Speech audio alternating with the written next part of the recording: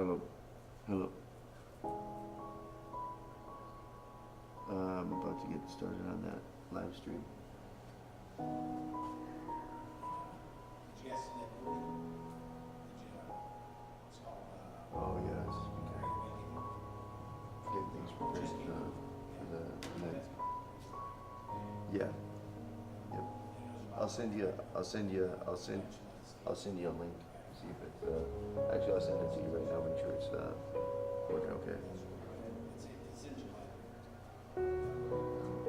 July. It's just kind of open-ended, but not until we'll go past 6.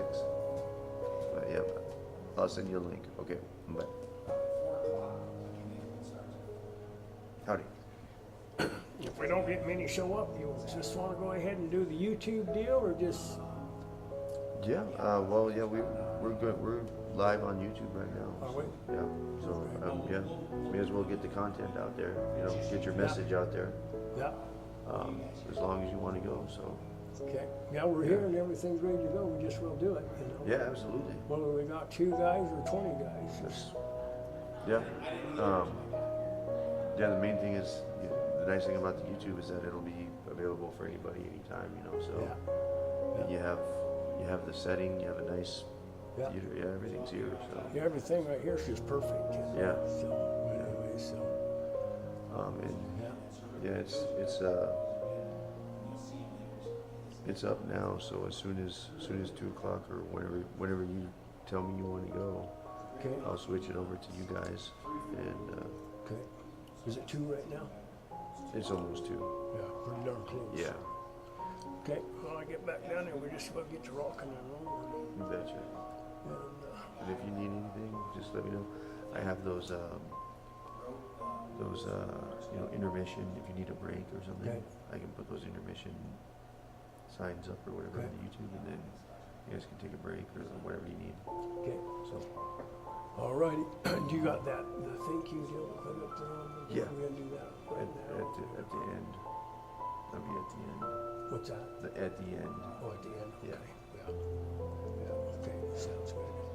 All righty, well, we'll just go down here and kick it off then. You betcha.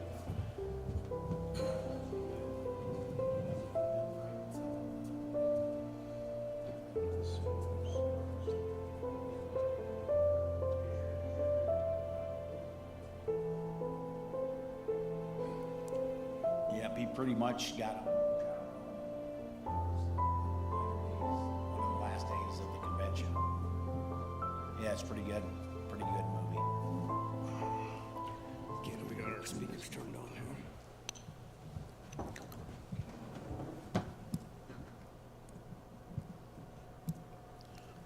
Testing. Yeah, So what are you gonna do? oh, What are we gonna do? we're just gonna go ahead and do it like we normally had audience here, and we're gonna put it on YouTube, so anyhow, we'll just go from there. Okay. Good afternoon. Thanks for coming. We sure appreciate the crowd there. And anyways, we're going to talk about truths and myths in the United States Constitution. So many people don't have a clue of how it happened, how the Constitution came about. They don't have a clue about a lot of the framers didn't want to change from the Articles of Confederation to the Constitution. They had quite a time getting the ratification. So, but anyway, so we're just going to start from the bottom. We're going to start from the Declaration of Independence. This is the 250th year of separation from Great Britain. And we're going to talk about the definitions in the preamble on the Articles of Confederation, the Constitution, and Declaration of Independence. So the definitions mean a lot to where they put your freedoms, like life, liberty, and the pursuit of happiness. The definitions of those, we're going to read those, and we're going to do the same for the Constitution. We're not going to talk too much about the Articles of Confederation because they have moved on from there.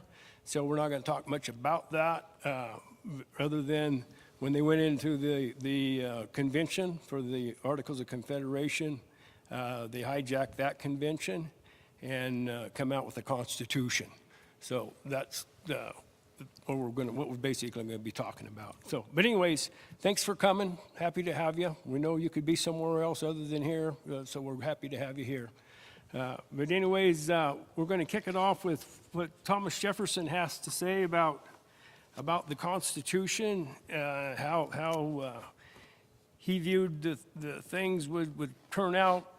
He basically foreseen that people would try to interpret the Constitution for things that really wasn't. So I want to read that little passage to you. It says, "On every question of the Constitution, let us carry ourselves back to the time when the Constitution was adopted.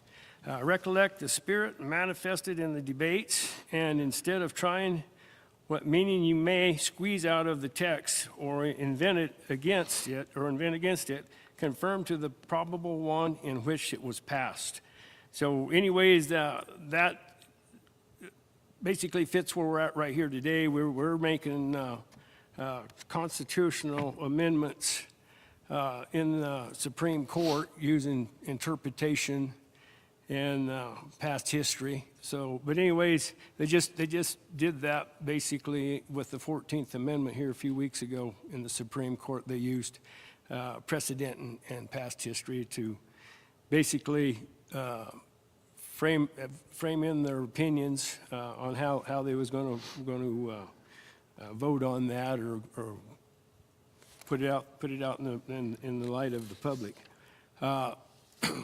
I think what we need to do though is Paul, he's going to start out with the Declaration of Independence.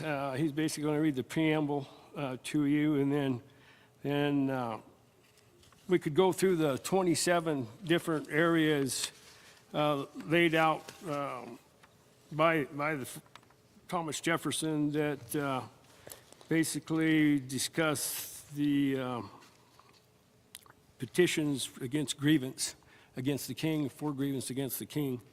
But instead of reading all 27 of them and boring everybody to death, we're just going to basically say the number three. They had three main ones that they really was interested in. And they was taxation without representation, the intolerable acts of the British, and the desire to self-government. And that was the biggest reason that they went into the Revolutionary War and declared independence from Great Britain. You want to read those, Paul? And Yep. Okay, so in Congress, July 4th, 1776, the unanimous declaration of the 13 United States of America. When, in the course of human events, it becomes necessary for one people to dissolve the political bands which have connected them with another, and to assume among the powers of the earth the separate and equal station to which the laws of nature and of nature's God entitled them, a decent respect to the opinions of mankind required that they should declare cause which impel them to the separation.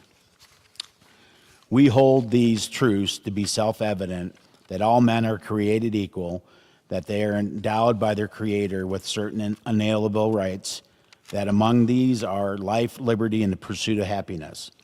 That to secure these rights, governments are instituted among men, deriving their just powers from the consent of the governed.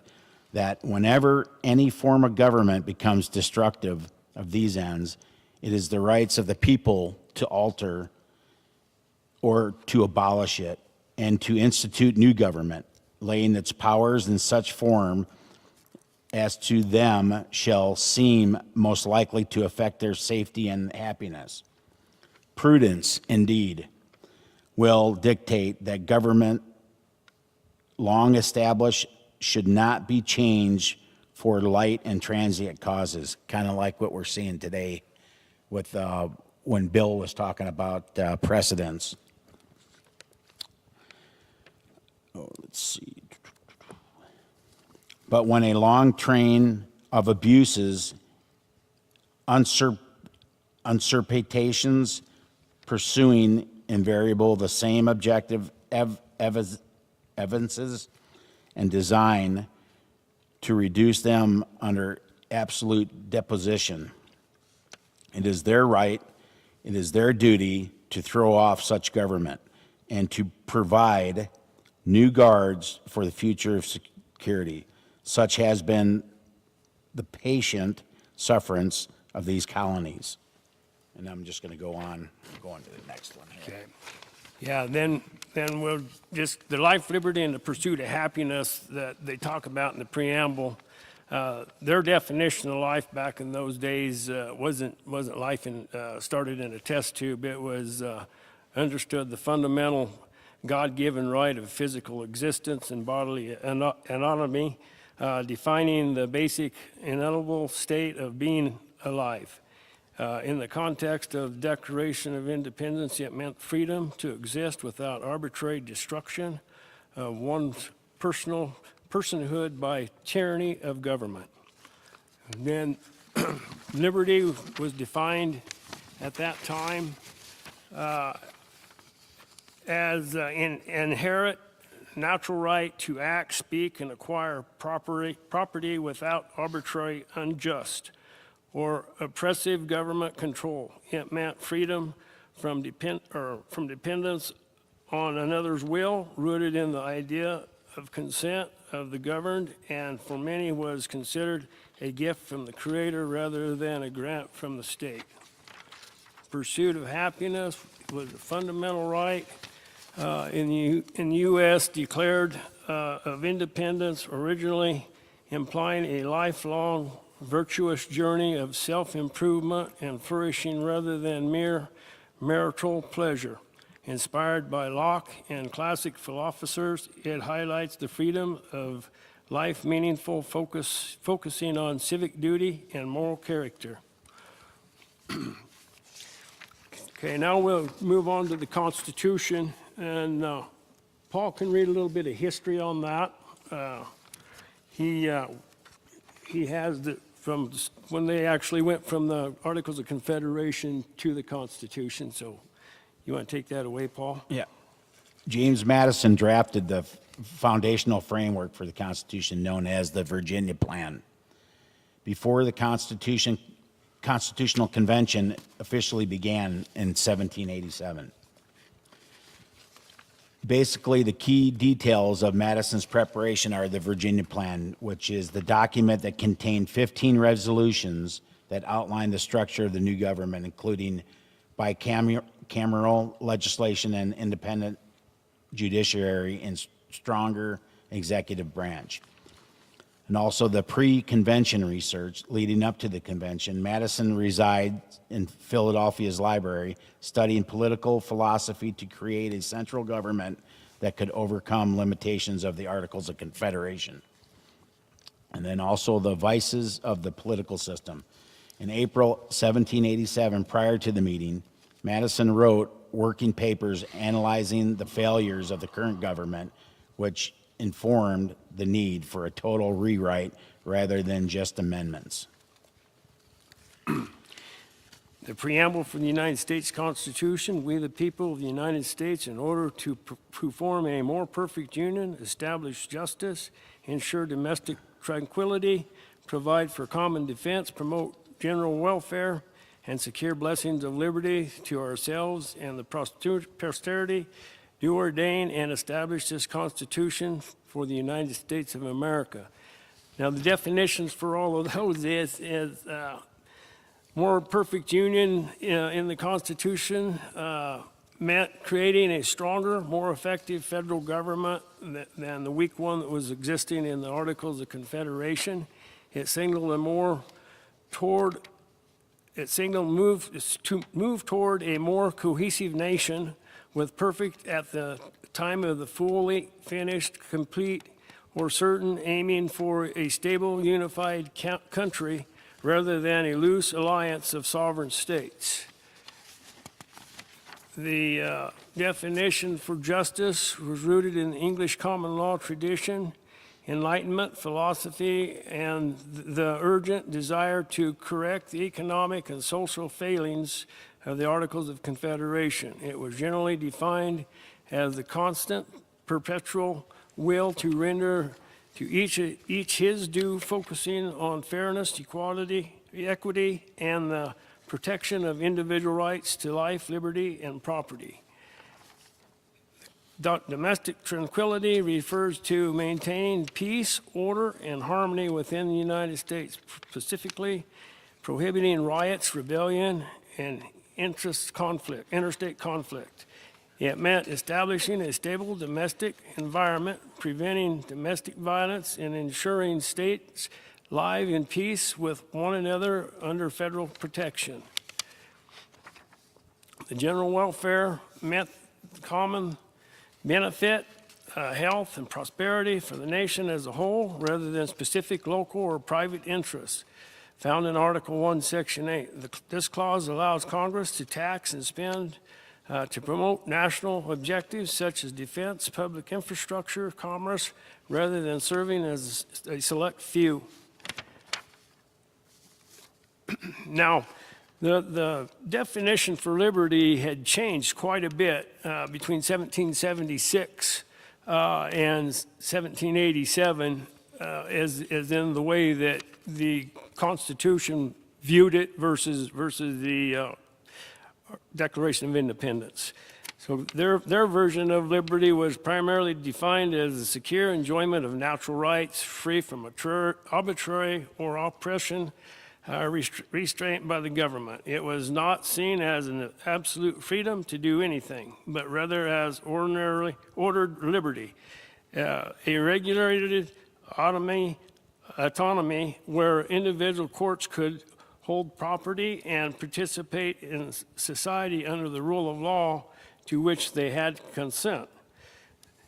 So anyways, as we go down through some of the aspects that are some of the highlights they highlighted for liberty, protection of private property, right to participate in individual rights. So as we looked up the definition on property back in 1787, it was defined as under both legal and narrow sense as tangible assets, and in a broader fundamental sense as a fundamental right encompassing personal safety, liberty, and the fruits of one's labor, influenced by John Locke and William Blackstone. The framers considered property to be an essential component of personal independence and a cornerstone of free society. It was dominion over tangible things. Blackstone defined property as that sole and despotic dominion which one man claims to exercise over external things of the world in exclusion of every other individual. This included land, realty, merchandise, and money. A larger and juster meaning, James Madison and other leaders often used a broader definition that embraced everything to which a man may attach value and have a right. This included property and rights such as freedom of speech, religious belief, and personal liberty. The right to one's labors. The founding generations believed that the property included in the sweat of one's brows, the right to enjoy the fruits of one's own labor or mental efforts. Inseparable from liberty, property was viewed not merely as an economic asset, but an essential for personal security and freedom. As John Adams stated, property must be secured or liberty cannot exist. Included slaves under existing state laws in the United States Constitution. The definition of property frequently included enslaved African Americans. The framers regarded property as a natural right rather than a gift from the government, believing that the primary purpose of government was to protect property of every sort. So with that, I believe that is probably the quote where they said property is as your religion. I believe that's probably why they never tried to define religion in the Constitution, because property was part of your your tangible right to liberties, and everybody has different thoughts and likes and dislikes, so different religions. So I think that's why they never attempted to pin a religion in the Constitution. There were several different religions out there. There was when they fought the war for independence, there was Presbyterian, Methodist, and a couple of other ones that come from other countries that fought with Great Britain. So I don't know if that necessarily had anything to do with it, but I think the liberty definement with religion being part of that, I think that probably had more to do with the religion aspect of not being in the Constitution. You want to take it from there, Paul, or you want to? No, why don't you go ahead and talk about the land and owning our, I think that would be a good discussion. The taxing of the land? Yeah, taxing of the land and how we don't own Well, our land today outright. your liberties, the framers, they didn't believe by taxing land was taxing your liberties, but I have to disagree with that, because just where we're at today, to actually look at the Communist Manifesto, the only thing that separates the Communist Manifesto off from the tax-based democracy, where we're at right now, they claim, scholars and constitutional lawyers and stuff, they claim that the only thing that would differ from us being a constitutional, overtaxed democracy versus a Communist Manifesto type government would be land. We don't, the communist countries, you can't own any land. In America, you can, but when they moved to tax the land, a liberty, they removed the right of enjoying and owning your land, because once you pay taxes on it, you never own it. So that's one of the dark sides of the Constitution that nobody wants to talk about. But there's several things in the Constitution they actually did wrong, to the way it's reflected. Actually, if you look back at the Declaration, or the what's the Declaration of Independence? What am I looking for, Paul? Articles of Confederation. Yeah, right. Articles of Confederation.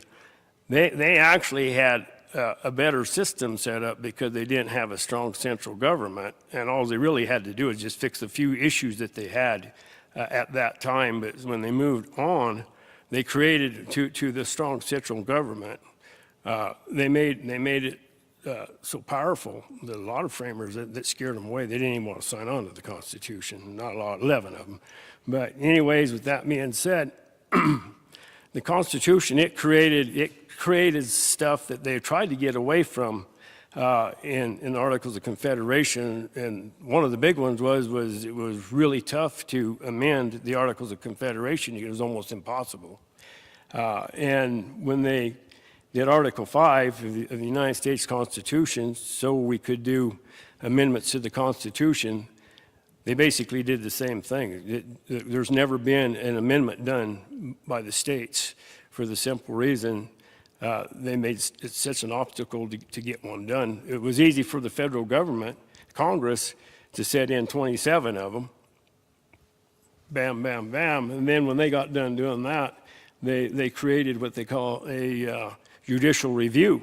So they don't even got to they don't have no amendments anymore, because the amendment process, the Supreme Court's pretty much took that over with judicial review.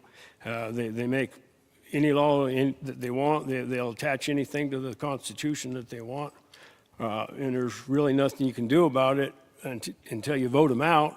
And then if you want to change it at that point, the next justices that comes into the Supreme Court, they can either vote to change it, or you have to do an amendment to try to change it. So it's almost impossible to change it once they rule with the judicial review. We'll talk about that a little bit later. But anyhow, we'll I want to talk a little bit about the process of becoming senators and House representatives and that stuff in Article 1, Section 1, 2, and 3. So we just, and basically you can read most of that up there, easier probably than I can tell you. But a lot of it is basically the same process that we share with the state. It laid out the how many senators they had to have senators per state, how many House representatives per state, all done on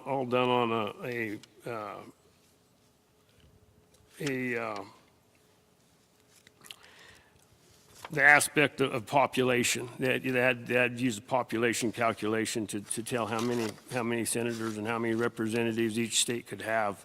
And they established all that back in the early days, you know, and very little of it's changed. There's some of it that's changed when it comes to the executive, but very little has changed. Well, I guess they did make one amendment early on about the senators as early as they could. They had to wait for a little while before they could do that. But anyways, so that basically, that covers 1, 2, 3, 4, 5 sections. Basically all the way over to Section 6, that pretty much covers all of that, you know, until you get over to all bills that raising revenue shall originate in the House. Representatives, the Senate may propose or concur amendments to other bills. But I want to go back a little bit. I'm going back to the very beginning of Article 1, Section 1. And it specifically says in there that the Congress has the power of the purse. I just wanted to mention that because right now, that means Congress has authority to regulate taxes and tariffs, not the president, not the executive branch. So right now we're into a little turmoil over that with the current president, current administration, and I can't lay it off on any one person's fault except for the representatives and stuff that we have in Washington D.C. that refuses to do their job, both in the House and the Senate. They pretty much laid down on the job. Should all be fired, in my opinion, but that's my opinion. But anyhow, sections, you have a comment, Paul? No. Anyhow, all bills raising revenue shall originate in the House Representatives, but the Senate may propose and concur amendments as on other bills. That goes back to Congress originating revenue. Then we go over to Section 8. Article 1, Section 8, this section allows that the Congress shall have the power to lay and collect taxes, duties, imports, and exports, to pay debts, provide for common defense and general welfare of the United States, but all duties imposed and excises shall be uniform throughout the United States. And as you go down through that, there's several places in here the Constitution was pretty much put on the back burner, and the Supreme Court and the states basically did whatever they wanted. They had the right to regulate commerce in foreign nations and among the several states within the Indian tribes, and to borrow money of credit of the United States, to establish a uniform rule of naturalization, uniform laws on the subject of bankruptcies throughout the United States. And if I remember right, that was the first one that they tackled, was establishing naturalization. Everybody acts out there like that hadn't been done, that we're in new territory with the illegal immigration and things that's went on, and the division between naturalization and citizenship, which is in Article 4. Basically, there was no reason to write the 14th Amendment. Once he was declared a citizen, you you as a citizen of several states is the way Article 4 reads. But anyways, meaning that once you as a citizen, you never became anything but that in the United States. But anyhow, let's get back to the Article 1, Section 8. To coin money, regulate value thereof, foreign coin, and fix the standard of weights and measures. Coin meant gold and silver. It didn't mean printed currency. That didn't come about until the Civil War, and it come about unconstitutionally, like so many other things. To provide punishment for counterfeiting the securities of currency and coin of the United States, to establish post office roads and post roads, to promote and progress the science and useful arts by securing the limited time of authors and inventors the exclusive right to their respective writings and discoveries.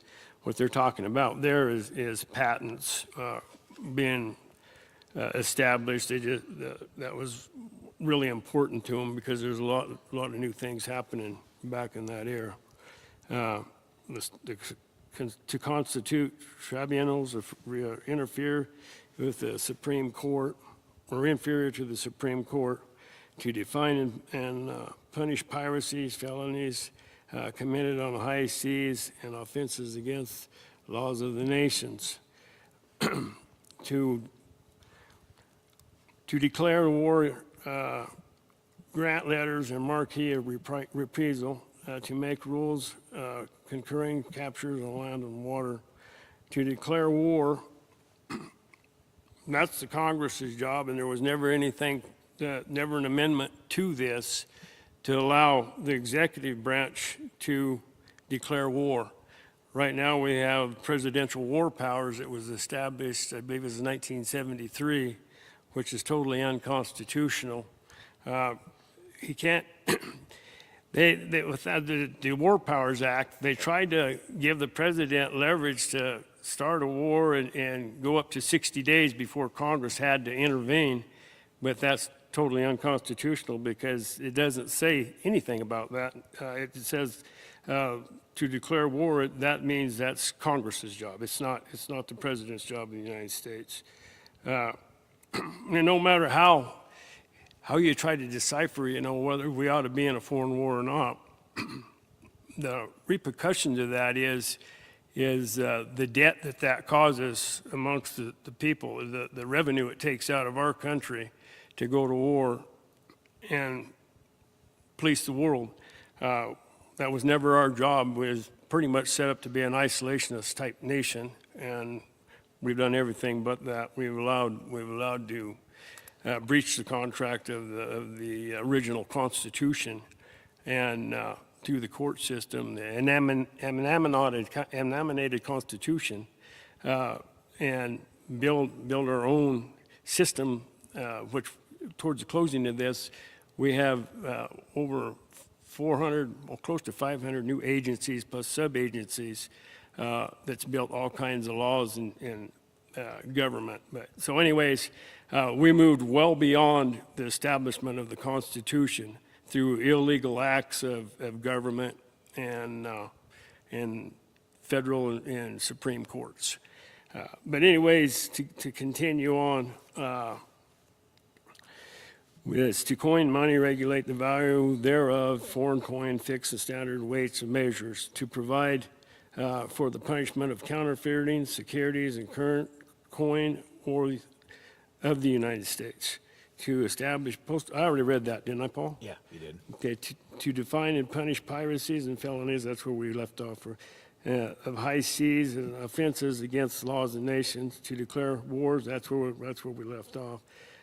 So anyways, to raise and support armies, but no appropriations or money to that use shall be for longer term than 2 years. So they tried, and we go on down here and it said to provide and maintain the Navy, to make rules of government regulations of land and naval forces, to provide calling militia and the executive law of the Union, suppress insurrections and repel invasions.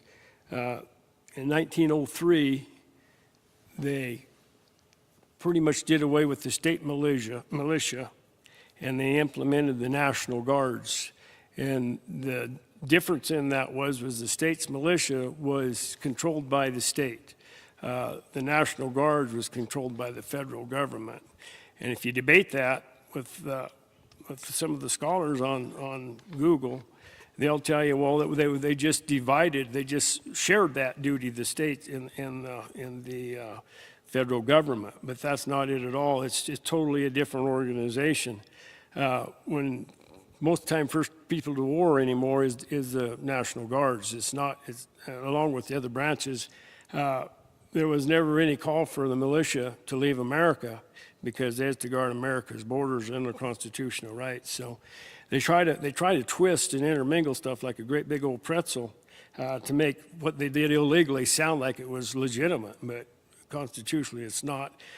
We were supposed to have, and the militias was supposed to be as well armed as a temporary army or the Navy at that point in time, so we can not only defend ourselves against outside forces, but we could defend ourselves against the rogue federal government. And so they made sure that didn't happen. But anyways, as we move on, it says to provide an foregoing army and discipline the militia as part of them and to be employed by the service of the United States, reserving the states respectively. The appointment of the officers and authority of the training of the militia according to the disciplines prescribed by Congress. So that basically tells you that the militia was basically a state organization, and that was the same thing. That's who fought the early war in the Declaration of Independence. That was the militias that done that. There was some outside forces that come and help, but most of the outside forces that came to fight was from Great Britain's side. And anyhow, I'm going to just talk a little bit about the framework's general intent for federal taxes to be levied as needed specific purposes. That's Article 1, Section 9, primarily to pay debts provided for common defense and ensure general welfare rather than unlimited revenue generation. It aimed to balance the need for federal revenue and safeguards against abuse, having recently fought the Revolutionary War spurred by taxation without representation. And the limited purposes was taxes intended to serve authorized federal functions, not unlimited accumulation of funds. Like we see today in states and in counties, we see all these savings programs and investment programs that they built when they actually absolutely have, I shouldn't say that don't have the right, but that's overtaxation at the best, if you look at it from the framers' point of view. Power of the purse, specifically the House, was given the power to control taxation spending designed by the checks of the people's representatives. Initial restrictions, the Constitution originally restricted direct taxes, requiring them to be apportioned among the states by population to prevent regional unfairness. Balance of power, while wanted to avoid oppression, taxation, and framers, particularly the Federalists, also recognized the need for the functioning government with power to raise revenue to avoid fatal atrophy. And then,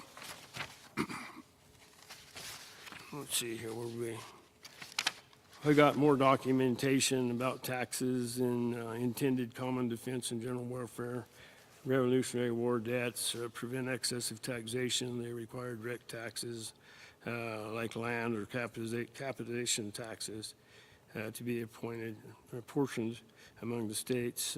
Types of taxes, Constitution allowed Congress to collect taxes, duties, imports, and excise taxes. Those was in the Constitution. So anyways, when they come about the 16th Amendment in 1913 to income tax, personal income tax, that was over and above what Article 1, Section 8 or anything in the Constitution had prepared for. Basically, that was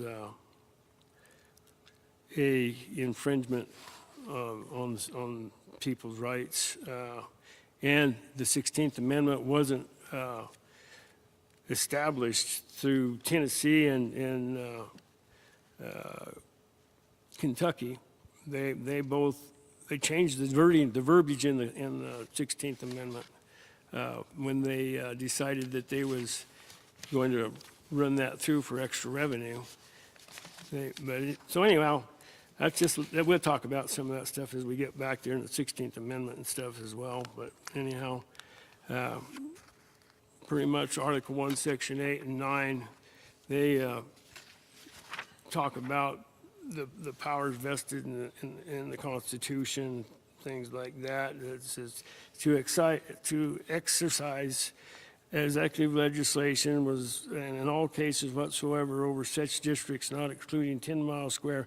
Now we're talking about, we're talking about the last one that they had was they lay out how much land government can own. Government they can't own millions of acres in Montana and Wyoming, other Nevada, places like that. It says that exclusive legislation in all cases whatsoever, such district not exceeding 10 miles square as may by cession of particular states and acceptance of Congress become the seat of the government of the United States. So that's when they chose to set up Washington, D.C. back in the eastern states, and to exercise like authority over all places purchased by the consent of the legislature of the state in which same shall be the erection of forts, magazines, arsenals, dockyards, and other needful buildings, to make all laws which shall be necessary. They also talked about in Declaration, or the Articles of Confederation, more in depth about federal government ownership. And they laid it out a little bit better, I thought, in the Articles of Confederation. But a lot of this stuff that we see in the Constitution, not all of it, come from the Articles of Confederation. So, I mean, it would have been easier for them to amend the Articles of Confederation than to lay out a whole brand new Constitution. But, so anyhow, at the end of Article 1, Section 8, it says, to make all laws which shall be necessary and proper for carrying into execution the foregoing powers, that's the ones we just mentioned in Article 1, Section 8, and all other powers vested in this Constitution in the government of the United States or in any department of officer thereof. So what they're talking about on everything that they're mentioning in the Constitution pertains to the Constitution. Now, if you want to change something 20 years down the road and it's not in this Constitution, then the intent was you had to do an amendment. And rather than just saying, well, you know what, we're going to take the militia and we're going to make a dual purpose out of it. Anytime you had a change, it required an amendment. But government and the Supreme Court, they got too powerful. They went beyond their means, and we've allowed it to happen. I think the biggest reason the Supreme Court is out of control is because they're elected by the president. I think they should have been elected by the citizens. I think the Supreme Court and all federal judges should have been elected by the citizens, not by no president. That way they'd be bound to the people, not to a president or a political affiliation. But anyhow, so anyway, so we're going to go on down to Section 9. The migration of or importation of such persons as any of the states now existing shall think proper to admit shall not be prohibited by Congress prior to the year 1808, but a tax or duty may be imposed on such importation not exceeding $10 for each person. Now, a guy told me that I was studying under that pertained to slaves, and to be honest with you, I never have checked that one out. But I don't I don't think it is about slaves because it never says nothing about slaves. And of course, they tried to not use the word slave in the Constitution either. They tried to stay away from that. They didn't want to use that word. So I guess you have to do your own research on that. But anyways, the privilege of war or writ of habeas corpus shall not be suspended unless when the case of rebellion or invasion of public safety may require it. So if you look up the definition for habeas corpus, it basically gives every person in America the right to due process, their day in court. And we don't see that happening right now with what's going on with the illegal immigrants and things like that. And, you know, it's in the Constitution, so it's supreme law of the land. It should have probably been changed quite a while ago to maybe put a different mindset on some people coming here. But with that and the 14th Amendment, it makes it pretty hard to guard against illegal occupation from illegal immigrants. Really puts a bar up to make it tough to do anything with them. No bill of attainder or ex post facto law shall be passed. No captation or other direct tax shall be laid unless in proportion with the census or enumeration herein before direct tax to be taken. No tax duty shall be laid on articles exported from any state. No preference shall be given by any regulation, commerce or revenue of the ports of one state over those of another, nor shall vessels bound to or from one state be obliged to enter, clear, or pay duties in another. So right now, we're in Wyoming. We had abundance of coal, and we was trying to go through Washington State's ports to export that coal. That was back, I think it started in 2020. But when I was in the House, we put out, I can't remember, several $1 million to fight Washington State on the right to use their ports. And the Supreme Court didn't uphold that right. So this right here basically is where our rights exist, but they was taken away by the Supreme Court. And then they was going to try it again, and then I think that's when Donald Trump ended up not being in office the second term. But so this protects our right to sell our coal abroad across the world if we have the market, which we did at that time. So, but anyways, so the next one is no money shall be drawn from the treasury, but in consequence of appropriations made by law. And a regular statement and account of the receipts and expenditures of all public money shall be published from time to time. No title of nobility shall be granted by the United States, and no person holding any office or profit or trust under them shall without the consent of Congress accept any present enumerate office or title of any kind, whatever the form, any king, prince, or foreign state. We got a lot of that's happening right now in Washington, D.C., and I have to say that Wyoming is not innocent of this either. They've been guilty of that, gifts from abroad. So anyhow. Why don't you hit on some of the things you want to talk about? What's that? Why don't you hit on some of the things you want to talk about, kind of the key things? Well, on this subject? Yeah, yeah. Or yeah, just not to bore them, yeah. Not to what? Bore them with just reading, Oh. yeah. Well, I guess after this section here, go to section 10, and and it talks about make anything but gold and silver, coin and tender, and payment of debts. So we can just we can twist off from there and get more into it, you know. Right now, we're on we not only went to the printing press to print all the dollars that we wanted to print when we trashed gold and silver, coined our own money.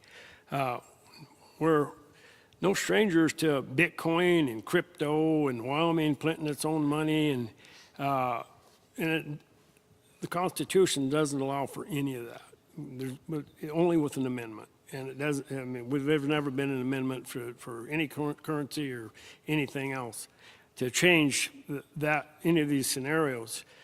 So with that being said, we're trying to compete. Wyoming is with other states that's got crypto and different forms of exchange, basically, and that's where we was at. That was one of the reasons that we left the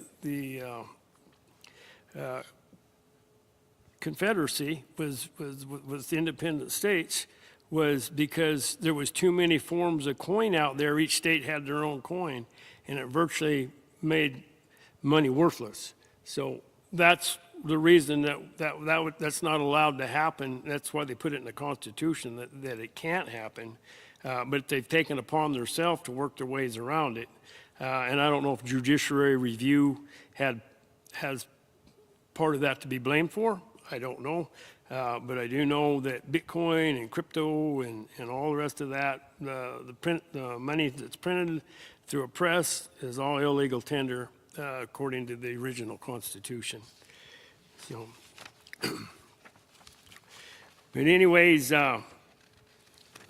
again, habeas corpus, it means fundamental constitutional right that allows any one citizen, naturalized or not naturalized, illegal, just say, detained by the United States government to challenge their imprisonment before a judge. So that gives you due process. And like I say, that should have, over the years when they was still doing amendments, that should have been amended. The 14th Amendment should have never been signed off on by the states. It should have never been ratified until it was put more clear. Just having a baby in the states doesn't make you a citizen. Yeah, so that's my opinion. That's why we're doing the truths and the myths of the United States Constitution, because everything they've done isn't the best. There's a lot of errors that they've committed. Now we're just trapped with them, especially with nobody doing amendments. So anyways, that's basically why we're here today, is to try to show people that, you know, we got the greatest country in the world still out of the mess that we got for a Constitution, but don't mean it's going to stay that way. Don't mean that with the Constitution, you know, as long as these different groups, different fractions of federal judges, both running on a two-party system, Republican and Democrat, they're going to keep everything mixed up enough to offset when somebody gets in like Donald Trump, offset the system for like Joe Biden gets back in, the opposite polars, that they're never going to fix it. We're still going to have these same issues 100 years from now. And like Paul asked me earlier today when we was having coffee, do you think we can ever fix it? And I said, I don't think we can, for the simple reason, you know, we have the Articles of Confederation people out there, and then we have the, what's the group that you're with, the John Burke Society. Right, John Patriot, yeah. And they're both, the John Burke Society, they don't want to do an amendment, they want a nullification. And really in the Constitution, there's no nullification process there to go down. But I understand why they don't want to do an amendment too, because the Articles of Confederation was hijacked to get the Constitution. So, and it started out as a closed convention, and three guys knew that they was going to hijack it or do a coup on it, and went out and worked 4 months ahead of time to bring the Constitution. And with this, the blink of an eye, they went from a closed convention to an open convention. So basically, The convention process can be hijacked, and it has been. It's not that it can't be. So, but on the other hand, I agree with the convention of the states that, it's going to be really tough to get 3/4 of the states to pass a amendment through the state side, because I don't think there's enough people that get along in the nation to make that happen. If you look at most everything that's happening today, it's sort of a 50-50 or 55-45 split. There's no way you're going to get that. It's going to be almost impossible. So I'm just going to leapfrog ahead here a little bit so I don't completely Can bore I you. add something? But so Can I add something on that, Bill? Yeah. Yeah, so like what Bill is saying, the conventions of the states is a great idea. But if you look at the Wyoming legislation, we have a majority of Republicans. But how come we can't, and you were down there, how come we can't make laws and change our amendment or our Constitution, Wyoming Constitution, is we can't change it because what Bill was just saying, everybody thinks different. And the Republicans that say they're Republicans are not really Republicans. So in all actuality, our framers did it right with conventions of the state to make amendments, but it's not going to happen only because our representation, we have a certain amount of people that are delegates that don't think like they should, pretty much. So in all actuality, no, it's not going to work, only because I'm against abortion, or I'm against teaching kids in school different subjects to the other Republican sitting next to me. So yeah.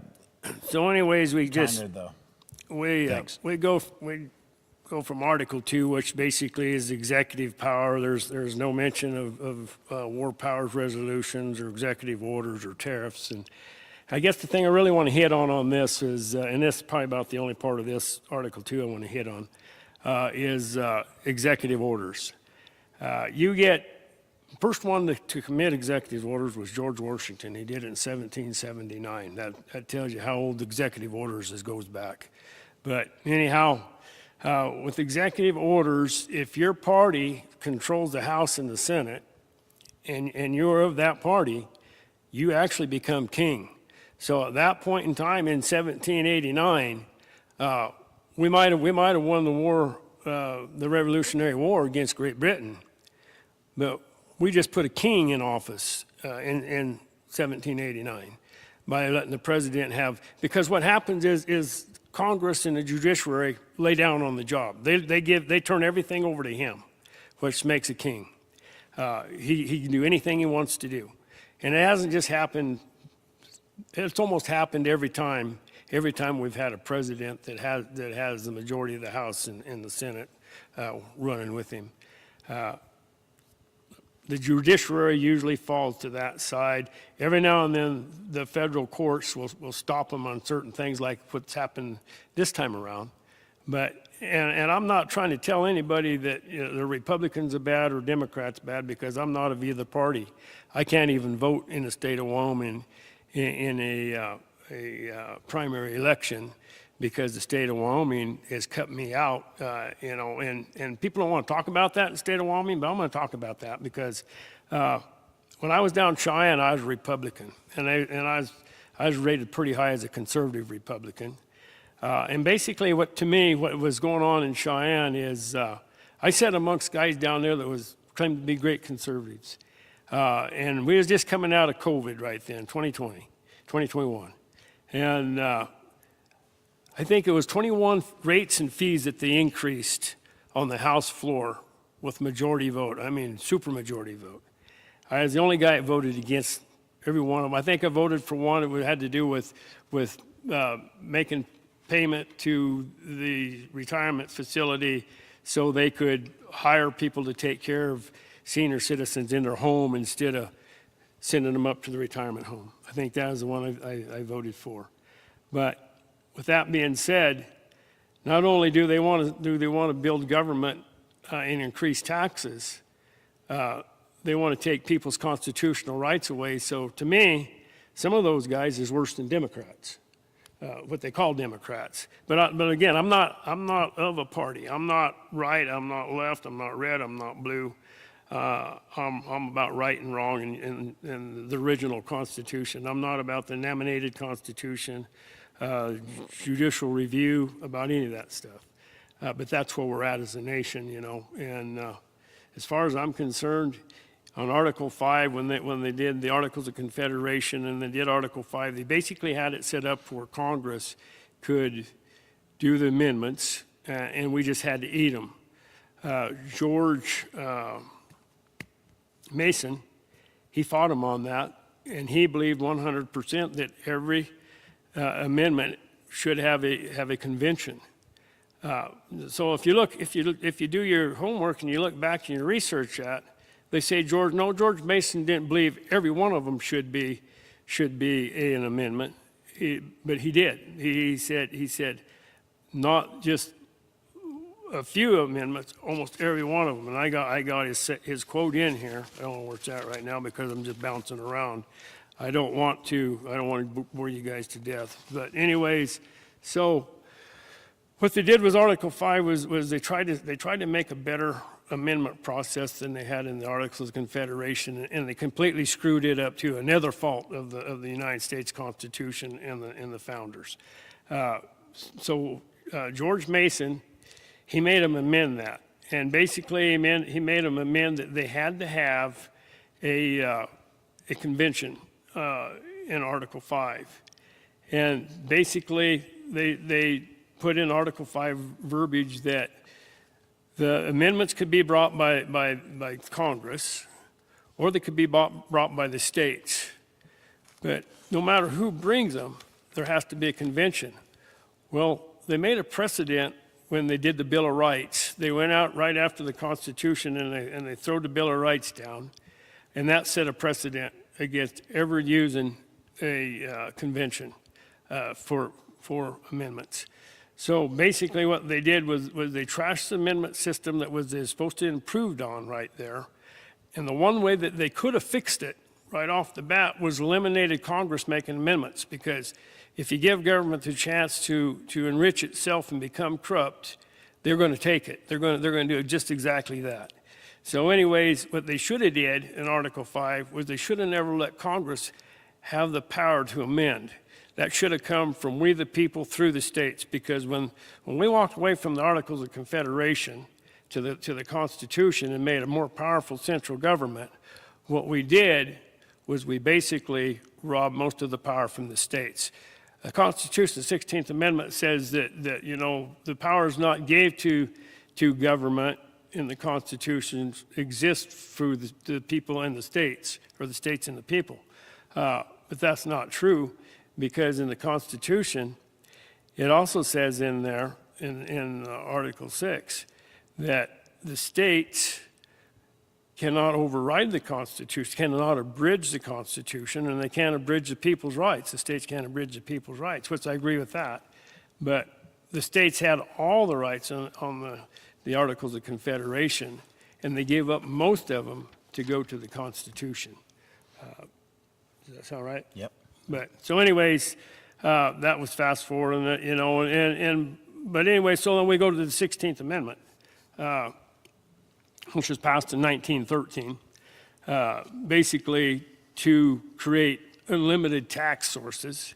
It way exceeds what the Constitution had laid out to be taxed. It taxed for everything under the sun. Anything government wanted to tax, they could tax. So basically, we're running a deficit of about $40 trillion right now in America. We're down the rabbit hole that far, 38.8 trillion or something like that. But it goes up about 22 trillion every day just for interest. So anyhow, what the 16th Amendment helped to do was it helped government to think that, hey, you know what, we got money, we can control the world, we can run out here, we can be the police force of the world, we can tell everybody what to do, push them around, cause a conflict or war any place we want to. We stick these agencies that's not been amended, like the CIA and other undercover agencies that we don't even know who they are. Government don't even know who a lot of these agencies are. But anyways, they go out and they finance all this stuff with the money that we had, and then they exceeded that by hundreds of times over, and they created taxation without representation. The thing that bothered them the most when they fought the Revolutionary War, number one. Number two, taxation without representation in Articles of Confederation. Number three, taxation without representation in the Constitution. We committed, and how that happened is when you're running a debt that future generations have to pay for, that have no say-so how that money was spent, they have no representatives when they hit the job market, that's taxation without representation. You can't cut it any other way other than that. And that's where we're at. We got debt out there that will never get paid for unless miraculously something happens. Like Paul says, if they wipe out the monetary system, then the debt's probably gone. But other than that, it wouldn't be gone. So I mean, we're looking at taxation without representation. We basically come full circle on that from 1776 to 2026. So anyhow, that's just part of it. But we could go way deeper into the rat hole, into the crevices on a lot of this stuff. But I think we pretty much laid most of it out there. You know, we didn't basically walk through every line of the Constitution, but I think we hit the most critical parts of it. The debt part, and the amendments that weren't constitutional. Well, the 16th Amendment, I think Wyoming, South Dakota, I think there's 9 states on the ratification that wasn't legal ratified for one. And then Tennessee and Kentucky, they had filed lawsuits that they had swapped the verbiage halfway through on the amendment. But the corrupt government that we got in the Supreme Court, they wouldn't roll that back because of the illegalities in that amendment, because they had to have that money. That's just the corruption that we live in today. So, but anyhow, do you have anything to add to that, Paul? No? Do you guys have any questions? Possibly?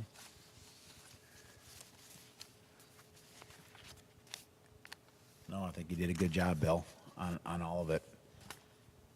To sum it up. Well, I had a sum up paper here somewhere in all this mess, but anyways, just the interest on that 28 to 29 trillion dollars, it's like 22 billion dollars a day in interest, which they say by 2030, basically everything that we're making in the government or printing will go towards interest. So anyways, it's, I might got it right here. I think I got all the numbers right here on that.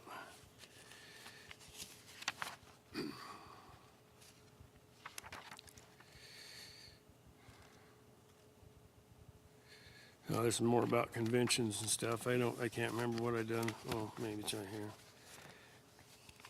And the way I got these numbers was by arguing with Google.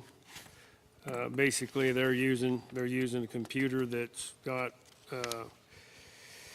like scholars and lawyers and stuff like that in it. They got all kinds of data in it, and so I try to argue with them to learn to gain knowledge that they're going to use against you when all this stuff is being tracked. And they got here, Says, your review reflects a deepening concern in 2026 as U.S. faces historic fiscal and political challenges. As of April 26, the national debt has reached 38.86 trillion, increased at a rate of approximately 22 billion every day. The scenario of your describing your instability debt or the instability debt and corruption led to a total systemic shift in major topic of current debate. Economists and groups like the Congressional Budget Office have issued sobering assessments in 2026. Debt spirals, interest payments on the debt are now the fastest growing federal expense, consuming roughly $3 billion daily.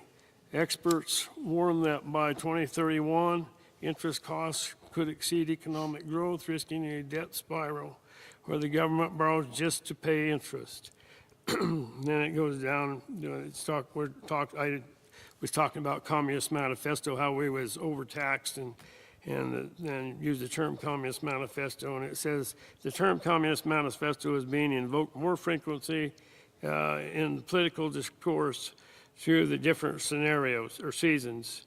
It says critics argue that the central government has already adopted Marxist-style control through massive social engineering and programs and centralized economic management. So they're already identifying that that's where we're at. They can't deny it much longer. And on the very end of my wrap up, it's here somewhere. It talks about all of the departments and stuff that was added illegally.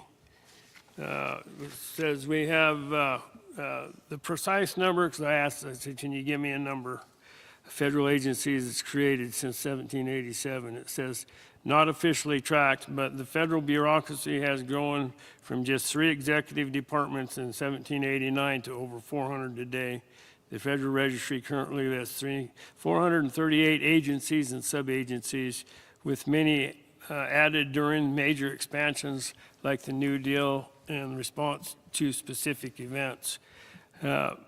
It says the number of agencies is constantly changing due to reorganization and creations of consolidations. So anyways, basically what they're saying is they have no idea what they even have out there. So there again, there's taxation without representation, because if you're letting agencies that's not been elected spend our tax dollars, that's taxation without representation right there. USAID was one of them. You guys heard of USAID, right? Yeah. Okay.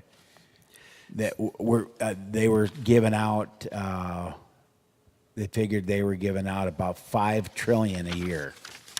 They were spending $5 trillion of our $7 trillion of our budget. And they go on to say, that was given out to other countries and other organizations. And they go on to say, since the first Congress in 1789, over 30,000 federal statutes have been enacted by the United States Congress. These laws are created during biennial terms in each Congress, typically enacting hundreds of public laws. Probably most of them, they need an amendment, but they choose not to use them because of executive review. But anyways, Congress typically enacts hundreds of public laws. While thousands of bills are introduced, the total number of enacted public and private laws passed since 1789 exceeds 30,000, covering a vast range of topics and regulations. Over 30,000 have been passed since '89, and hundreds added every 2 years. Constitutional amendments, only 27 of the Constitution, or to the Constitution, have been ratified out of the 11,000 proposed since it was drafted. Federal regulations beyond the statutes, federal agencies issue 3,000 to 4,500 final rules, regulations annually. So they've spun way out of control. They got way more, and they don't even know what they got in a lot of cases. They just got the money, they're going to spend it, and they don't even have the money anymore. They they're on a spending spree. They don't care. They just have more printed. The federal agencies, not even Washington knows, it says right there. Not even Washington knows. No one knows the exact number of federal agencies in the United States government. So basically what they're saying, again, they don't know how many agencies. They don't know what agencies is spending money. They write a blank check, and then they hand it out to, just say, Homeland Security. Homeland Security's got ICE and Coast Guards and numerous other ones under it. But so if there's somebody in that department that's not of the government, that's hired, that goes out and looks for contracts, like the military, they're spending that money, and they're not elected officials. So there again, you have taxation without representation. So, but anyways, that's just some of the faults in the Constitution. I'm sure a guy can look and find more, you know, if he really wanted to beat them up bad, which sometimes they do. But anyhow, my last bullet point I want to talk about in the closing here, thank God, probably you're saying, is forever, I don't know why, but forever, I always believed that the framers were just ordinary people, just like me and you and everybody else. They just come from a common background. They just farmers, dirt farmers, and store owners and things like that. And they was just honest, hardworking people trying to make our country better by doing the Constitution, the Declaration of Independence, the Articles of Confederation, whatever one they participated in. A lot of them participated in all three of them over the era. But so I asked the question, I Googled, hey, was most of the signers of the Declaration of Independence wealthy? And they said yes. Most of the 46 signers of the Declaration of Independence were wealthy, privileged, and influential men.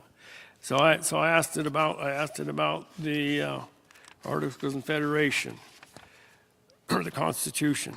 The framers of the U.S. Constitution were, for the most part, exceptionally wealthy, educated landowners, speculators, comprising an elite class of Southern planters and Northern merchants. Many were among the richest in the country, such as George Washington, who owned 50,000 acres, and financier Robert Morris. Robert Morris, known as the financier of the Revolution, considered the richest man in America. What does that have to do with where we're at right today? Who's making all the rules and all the laws out there? It's the millionaires and the billionaires. It's not us. That's my final comment. Thank you. Thanks for coming.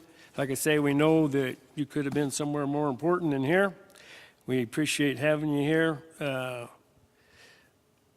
Whether you decide to dig more into it and learn more on your own is up to you. Maybe you're already a scholar and you just come to hear us stumble through it. But anyhow, regardless, no matter where you're at on the Constitution, I hope when we open some doors on different areas that I didn't know a lot of until, I thought I know the Constitution pretty good until I really started digging into it to prepare for this seminar.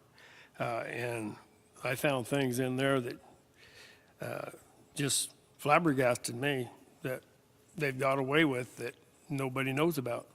So I hope if there's something that you question or need to know, I hope you research it for yourselves and pass your information on to other people that don't know. And a lot of people, they don't want to know. It's evident tonight.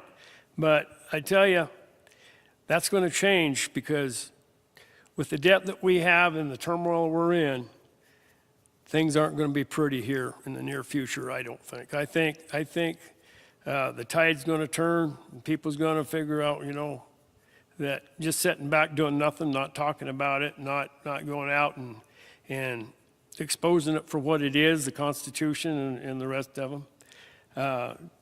That I think people, by not wanting to talk about the things that you're not supposed to talk about, I think they're living in a dream world out there, and in reality, probably a lot of them is going to end up living on some government program that's not going to exist. We could maybe see possibly Medicaid and Medicare go away. We could, where we're at in the real world with the debt, we could even maybe see our Social Security go away. You know, at that point in time, it's a little bit too late to start worrying about why it happened or what you could do about it. I think it's already too late, to be honest with you, not to be a downer. But like me and Paul just talked, you know, the avenue that they set in the Constitution with amendments, they made it so tough, and government took such early advantage of that by them making all the amendments and bad amendments. And well, we never even talked about the 11th Amendment or the 5th Amendment. The 11th Amendment that gives them the right to immunities.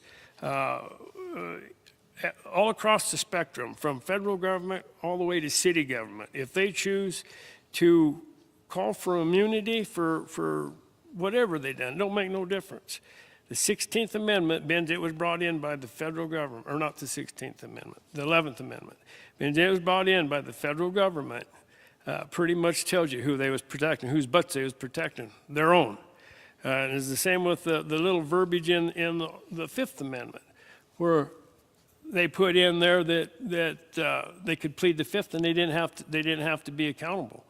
Well, most people, when they swear to the oath, when they stand up in front of a court and swear that they're going to tell the truth, most people don't plead the 5th, they tell the truth, you know. And although they don't tell the truth, they usually lie, they usually claim they're innocent. But I mean, the 5th Amendment, the 11th Amendment, the 16th Amendment is all corrupt amendments. Or the 11th Amendment, 16th Amendment, and 5th Amendment are all corrupt amendments. Government did that to protect themselves, and enrich yourselves. I guess with that, I have no more to say. And on a positive note, we're starting a podcast just to talk about what's going on today and today's events, current events. So it'd be pretty good. Because we kind of see eye to eye, but there's some things that we're a little different. That's going to put a little spin to it. So keep on the lookout for Bill Fortner's YouTube channel. Thank you, guys. Appreciate it.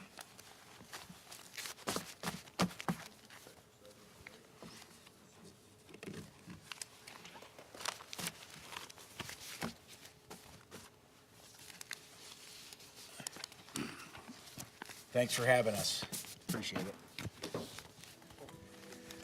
Okay.